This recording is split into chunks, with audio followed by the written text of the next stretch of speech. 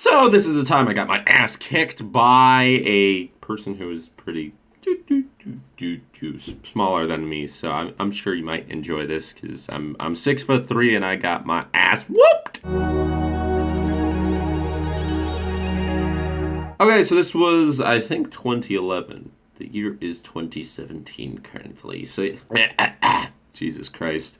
Basically, this was in Los Angeles. This was kind of a flashback trip down memory lane because I went to California last month. Not really, it was 2 months ago now, I guess. February. No, or was that March? No, that wasn't February. Holy shit, time does fly indeed. But anyways, so, I was like, holy shit, when was the last time I was in California? Well, I went to a karate tournament in Los Angeles, and I got my ass whooped at Kyokushinkai Karate National Championship or whatever it was. I was a yellow belt versus I was the yellow belt with the green stripe. I forgot which dan that is. Maybe fifth? No, oh my god.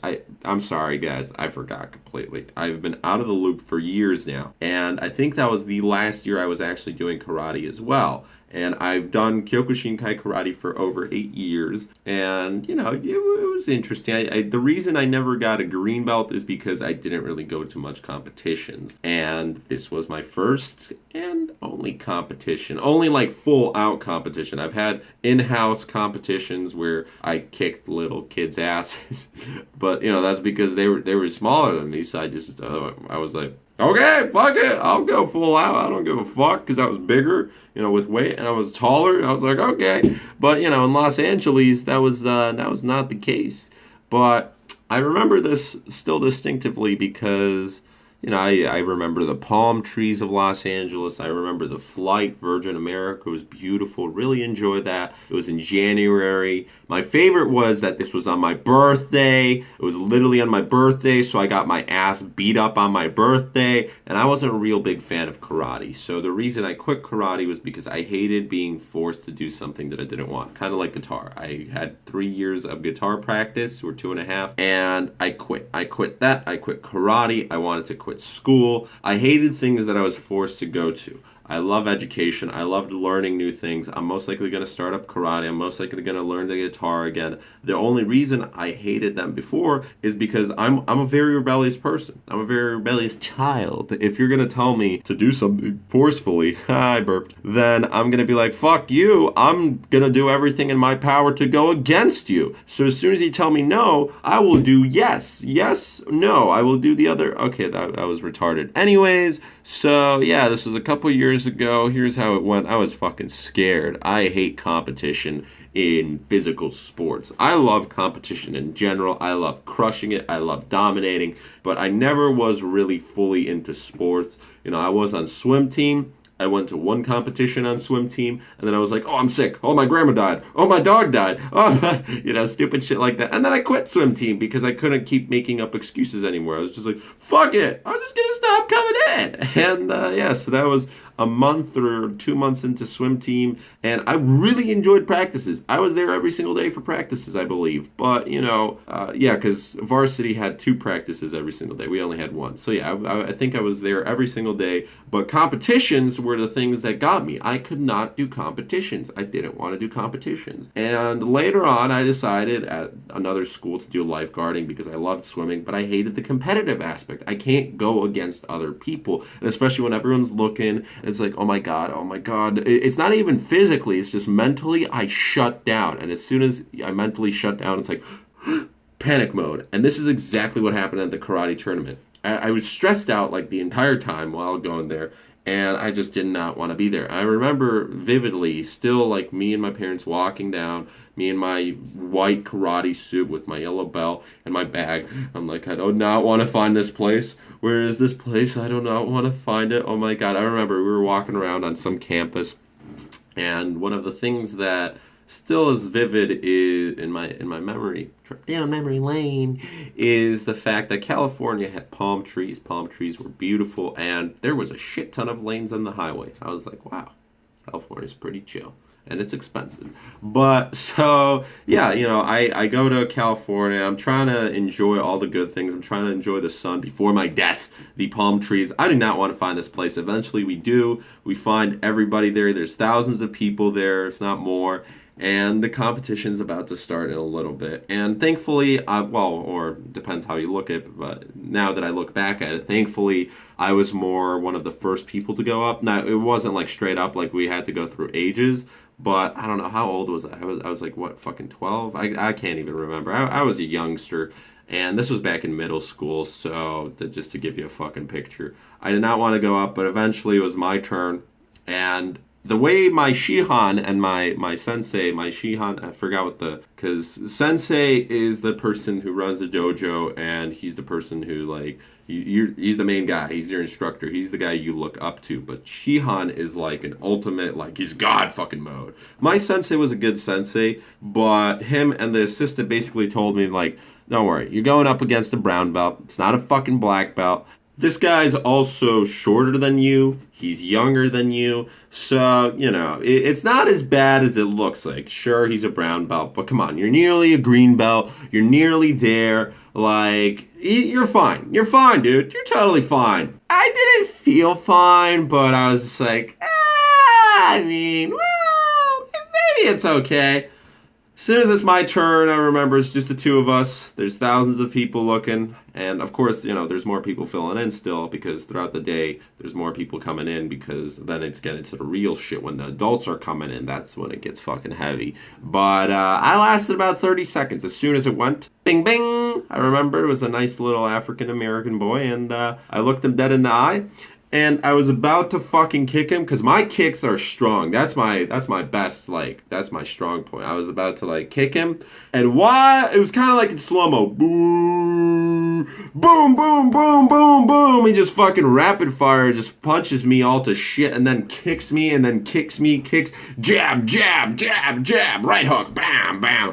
I was like, what the fuck? And as soon as I felt all his power, like, he was hitting pressure points too. He was going straight for the areas that he knew I would definitely, like, collapse under. And he hit me so hard in the fucking shin that later I had this giant fucking bruise. It was huge. I couldn't fucking touch it, because just even looking at it, I was like, oh my God, what the fuck? I had to put ice packs and shit on that for the, plane ride back home. But yeah, I got my ass whooped. I got absolutely destroyed.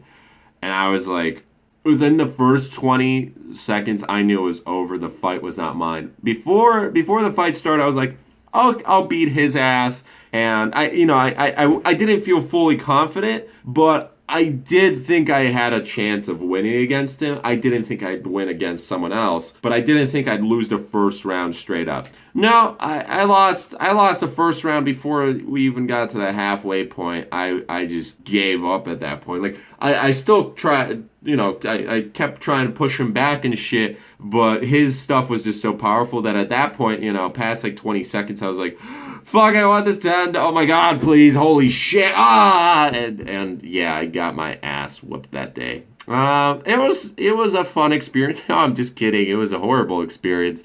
And that kind of scarred me. So yeah, as soon as we got out of there, holy fuck, I was the happiest person ever. I was like, oh my God, as soon as we got out of the rink.